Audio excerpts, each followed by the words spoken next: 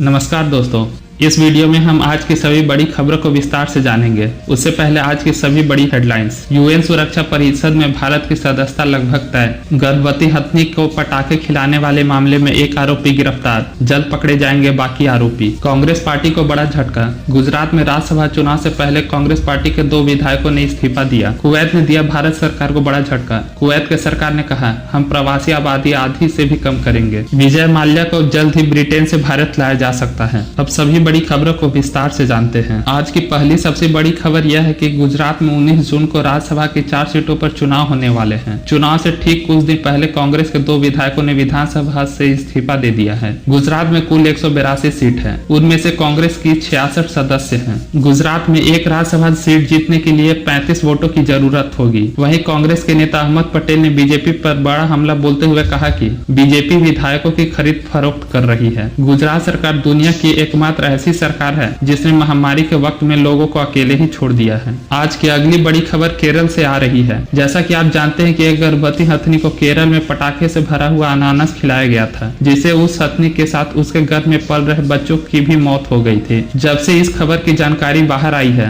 तभी से लोगों में गुस्सा बना हुआ है। आम से लेकर खास सभी लोग अपराधियों के खिलाफ कड़ी से कड़ी सजा की अपील कर रहे हैं। इसी बीच एक खबर यह आ रही है कि इस कांड में आरोपित लोगों में से एक को गिरफ्तार कर लिया गया है और बाकी की जल्द से जल्द गिरफ्तार हो जाएगी। इस मामले में केरल के मुख्यमंत्री पिनराई विजयन ने कहा कि 3 लोगों को इसमें संदिग्ध मानते हुए जांच शुरू हो चुकी है। हम आरोपियों को सजा देने के लिए हर संभव प्रयास करेंगे। इसके साथ ही कहा कि केरल में एक हथनी की जान चली गई। इस दुखद बात पर आपको विश्वास दिलाते हैं कि आप लोगों की चिंताएं व्यर्थ नहीं जाएगी और न्याय की जीत अवश्य होगी। सरकार में केंद्रीय मंत्री प्रकाश जावड़ेकर ने भी इस मामले में संज्ञान लेते हुए राज्य सरकार से जवाब मांगा है और इसके साथ ही उन्होंने यह भी कहा कि किसी भी दोषी को बख्शा नहीं जाएगा। वहीं भारतीय क्रिकेट टीम के सलामी बल्लेबाज रोहित शर्मा ने इस मामले पर ट्वीट करते हुए कहा कि क्या इंसान कुछ सीख नहीं रहे हैं। केरल में जिस प्रकार एक हथनी को मारा गया, इस प्रकार की घटना किसी के साथ भी नहीं होना चाहिए। ये दिल तोड़ने वाला है। वहीं मेनका गांधी ने इस मुद्दे पर बोलते हुए कहा था कि केरल के वन सचिव को हटा देना चाहिए और वन संरक्षण के लिए नियुक्त मंत्री को इस्तीफा देना चाहिए। वहीं मेनका गांधी ने राहुल गांधी पर बड़ा आरोप लगाते हुए सवाल किया था कि अब क्या करे, राहुल गांधी को कुछ समझ नहीं आ रहा है। आज की अगली बड़ी खबर यह है कि जैसा कि आप जानते हैं कि कुवैत के पास तेल के अकूत भंडार हैं और भारत के लोग कुवैत में जाकर रोजी रोटी कमाते हैं। हाल ही में कुवैत के प्रधानमंत्री ने कहा है कि देश में प्रवासियों की आबादी हम 70% से घटाकर उसे 30% तक करना चाहते हैं। इसी के साथ कुवैत के प्रधानमंत्री ने कहा कि हमारी देश की अर्थव्यवस्था कोरोना वायरस की वजह से तेल की दामों में काफी गिरावट आने से लगातार नीचे जा रही है। आपको बता दें कि कुवैत में अभी कुल 48 लाख लोग रहते हैं, मगर आपको यह जानकर हैरानी होगी कि वहाँ 48 लाख लोगों में से 34 लाख लोग विदेशी प्रवासी हैं। कुवैत अपने यहाँ के अकुशल प्रवासियों की संख्या को कम करना चाहता है ताकि इससे अपने देश के लोगों को रोजगार मिल सके, क्योंकि कोरोना वायरस के कारण बहुत सारे लोगों की रोजगार छीन गई है। कुवैत में कुल प्रवासियों में सबसे ज्यादा भारत, पाकिस्तान, बांग्लादेश और फिलीपींस के ही हैं। इनमें भी सबसे ज्यादा भारत के लोग हैं। इसलिए वहाँ की सरकार के इस फैसले से इसका असर भारत पर सबसे ज्यादा होगा, क्योंकि केरल और तमिलनाडु के काफी लोग खाड़ी के देशों में जाकर नौकरी कर रहे हैं और वे अपने देश भारत में खूब पैसा भेजते हैं। आज की अगली बड़ी खबर यह है कि यूनाइटेड नेशन सिक्योरिटी काउंसिल में भारत ने अपनी सीट को पाने के लिए भारत सरकार ने अपने अभियान को तेज कर दिया है। भारत के विदेश मंत्री एस जयशंकर ने इस बात पर जोर दिया है कि कोरोना काल में भारत एक सकारात्मक वैश्विक भूमिका निभा सकता है, जबकि पूरे विश्व में कोरोना वायरस के कारण इसके गंभीर आर्थिक प्रभाव दिखाई दे रहे हैं। एक बयान जारी कर विदेश मंत्रालय ने कहा है कि एशिया प्रशांत समूह के एकमात्र समर्थित सदस्य के तौर पर भारत की उम्मीदवारी के सफल होने की पूरी संभावना है। यदि इसमें भारत को चुन लिया जाता है तो यूनाइटेड नेशन सिक्योरिटी काउंसिल में भारत का अभी तक का 8वां कार्यकाल होगा और भारत का 2 साल का कार्यकाल जनवरी 2021 से शुरू होगा। आपको बता दें कि संयुक्त राष्ट्र सुरक्षा परिषद में 17 जून को अस्थायी सीट के लिए चुनाव होने वाले हैं। इसके साथ ही विदेश मंत्री ने कहा है कि सुरक्षा परिषद में हम 10 साल पहले चुने गए थे। हम अंतर्राष्ट्रीय शांति एवं सुरक्षा की विभिन्न चुनौतियों का सामना कर रहे हैं। तनाव बढ़ने से अंतर्राष्ट्रीय शासन की सामान्य वैधानिक प्रक्रिया अत्यधिक दबाव झेल रही है। आतंकवाद ऐसी समस्याओं का बेहतरीन उदाहरण है। विदेश मंत्री ने यह भी कहा कि हमारे प्रधानमंत्री द्वारा भारत का दृष्टिकोण निर्धारित 5 बातों सम्मान, संवाद, सहयोग और शांति से निर्देशित होगा। हम हमेशा ही तार्किक आवाज और अंतर्राष्ट्रीय कानून की तरफदारी करते हैं। हम विश्व के मुद्दों के प्रति हमारे दृष्टिकोण में संवाद, विचार विमर्श की वकालत करते हैं। तो दोस्तों,